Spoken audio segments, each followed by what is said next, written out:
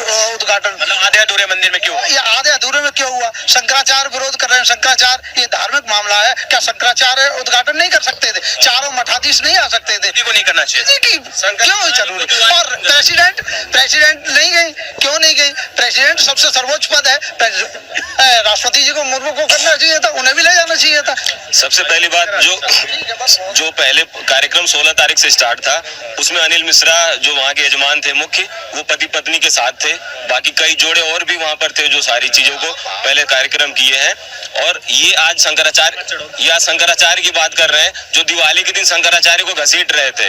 अब ये बताइए, हमारे सनातन संस्कृति का परंपरा है कि जो हमारे घर की जिम्मेदारी संभाल रहा है वही जो है क्या कहते हैं वहाँ पूजे पे बैठता है। हमारे देश को आज कौन संभाला है?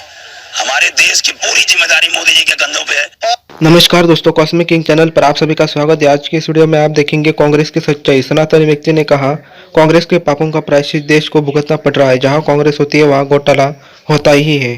बिल्कुल नहीं होगा जब तक अभी मोदी रहेंगे। मोदी के बाद योगी आएगा, योगी के बाद में विश्व शर्मा जी आएंगे। ये हमारे देश की धरोहर है। राहुल गांधी धरोहर नहीं है देश के। राहुल गांधी पप्पू है, ये नेहरू के पापों का प्रायश्चित के रूप में पैदा हुआ। नेहरू ने इस देश के प्रति जितने पाप किए हैं, हम पाकिस्तान में जीत रहे थे, हमें विड्रॉ करा दिया और यूएन में जाके खुद खड़ा हो गया। हमें यूएन के मेंबरशिप में रही थी। आज जो चाइना हर बात पे विड्रॉ कर लेता है, हमें मिल रहा था, नेहरू ने मना कर दिया। 1962 का वॉर में कांग्रेस के टाइम में सबसे पहला घोटाला, कांग्रेस का नाम में घोटाला है, कांग्रेस का सबसे पहले घोटाला जीप घोटाला हुआ था ना, वो किसने किया था? कृष्णन मेनन ने किया था, वो नसड़ी था। उसके पास जो डिफेंस मिनिस्टर था यहाँ पर, उसके पास हमारा चीफ ऑफ आर्मी स्टाफ गया, जा करके बोला, सुन लो, उसके पास गया, उसको बोला कि चाइना अपने बॉर्डर पे जो है फौज को इकट्ठा कर रहा है, ऐसा लगता है वो अटैक करेगा, तो हमें हमारे देश के जवानों के लिए, उनको सैनिकों के लिए वर्दी चाहिए, वेपन चाहिए।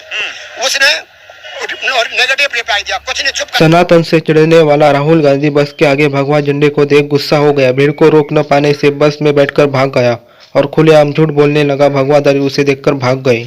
यहाँ से 2-3 किलोमीटर पहले 20-25 बीजेपी के कार्यकर्ता नेता झंडा लिए हमारी बस के सामने आ गए।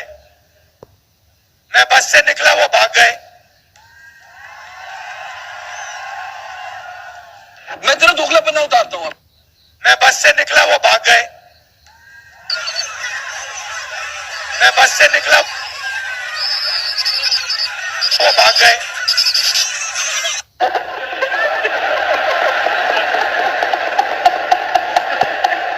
बात समझ नहीं आ रही है। हम इस राजा पर मतलब 24 घंटा आक्रमण करते हैं, जनता इसके खिलाफ है, कुछ होता ही नहीं है। जितना हम इस पे आक्रमण करते हैं, ऐसा लगता है कि हम गलत जगह मतलब तीर मार। अगली वीडियो में देखिए, राहुल गांधी विदेश में जाकर खालिस्तान का समर्थन करता है। दूसरी ओर मोदी जी देश का समर्थन करते हैं। क्या आप अब भी कांग्रेस को सत्ता में बैठाना चाहते हैं? नहीं।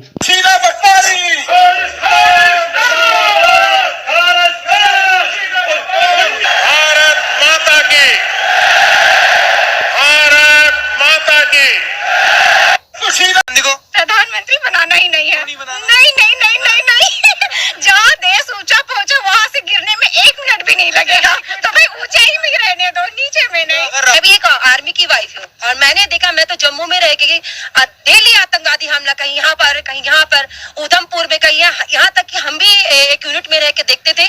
इतने आज आप देखोगे कहीं हमला हो रहा है, कहीं फौजियों का कुछ हो रहा है? कुछ भी नहीं हो रहा है। जब से मोदी आया है कोई भी हमला नहीं हो रहा। इवेंट जब कोई मतलब कांग्रेस की सरकार के यहाँ हमला हो रहा है, यहाँ हमला हो रहा है, अब क्यों नहीं हो रहा? अब पत्थरबाजी क्यों नहीं हो रही है? तो हमारा मेन यही है कि आज मोदी है इसलिए सब कुछ है, ठीक है। अदर कांग्रेस भले कितनी भी पार्टी मिलकर इकट्ठा हो जाए, लेकिन मोदी को हरा नहीं सकता कोई, क्योंकि मोदी जो है, अगर बोलते हैं आज के दिन में भगवान भी ये कहते हैं, जो सत्य के साथ चलेगा उसका हमेशा ही विजय है। और चाहे कितना भी झूठ इकट्ठा हो जाए, लेकिन उसकी एक दिन ना एक दिन पोल खुलनी है और सत्य हमेशा ही हमेशा मोदी सत्य पे ही चला, इसलिए आज इतना ऊंचा गया है। मोदी सरकार जितनी चाहे उतनी सुख सुविधाएं दे दे, फिर भी शांतिदूत कभी भी खुश नहीं होंगे। उन्हें बस सत्ता में कांग्रेस चाहिए। मोहम्मद शाहिद जी, पहले की अयोध्या में और अब की अयोध्या में क्या अंतर है? इस सरकार में बहुत अंतर है। जैसे कि काम अच्छा हो रहा है, यहाँ पे सब चेंज कर रहे हैं, चेंजिंग आ रही है, रोड बन रहे, रोड चौड़े हो रहे। पब्लिक परेशान है थोड़ी, मगर ऐसा नहीं है कि चल रहा है बस। जैसा चल रहा है ठीक है, सरकार उनकी क्या करेंगे हम लोग यहाँ पे। अच्छा, आपकी सरकार नहीं है? हमारी सरकार नहीं है, ये दो तरफा की सरकार है। ये एक तरफा की मसला है कि बस अपना ही देख रहे हैं, बस किसी मोमडन किसी मुस्लिम पे कोई काम नहीं हो रहा है, खाली वो बस अपना रोड चौड़ी कर रहे हैं, घर को परेशान कर रहे हैं, बस यही सब चल रहा है। वो तो कह रहे हैं जब रोड चौड़ी होगी तो मुस्लिम समाज भी तो चलेगा इस पे। रोड चौड़ी होगी मुस्लिम समाज भी चलेगा, मंदिर बनेगा। अभी कुछ एक खबर आई थी कि मुस्लिम समाज की बहनें फूल बनाती हैं जो मंदिर में जाते हैं, तो कितनी अच्छी बात है। वो तो अच्छी बात है ना, वो तो काम कर रहे हैं, अपने रोजी रोजगार से लगी हुई है ना। ऐसा तो नहीं है कि वो उनका भी बिजनेस है, उनका ये बिजनेस थोड़ी है दूसरा बिजनेस आज दूसरा कर रही है कल दूसरा करने की, फूल बरसाने की वो बना रही है, वो अपना बिजनेस कर रही हैं। उनका बिजनेस हमेशा से वही है, इसलिए वो वही बना रही हैं। तो अयोध्या के मुस्लिम समाज को क्यों लगता है कि एक ही तरफा सरकार है? एक ही तरफा सरकार है ये। वो तो कहते हैं राशन सबको मिल रहा है, मकान सबको मिले हैं, मुस्लिम सबके लिए आ रही मुस्लिम को ज्यादा मकान नहीं मिल रहे हैं, आप कहीं भी पता कर लीजिए ये चीज, मुस्लिम को ज्यादा मकान नहीं मिल रहे, मुस्लिम को बहुत दिक्कत है यहाँ पे। क्या दिक्कत है? बहुत दिक्कत है मुस्लिम को यहाँ पे।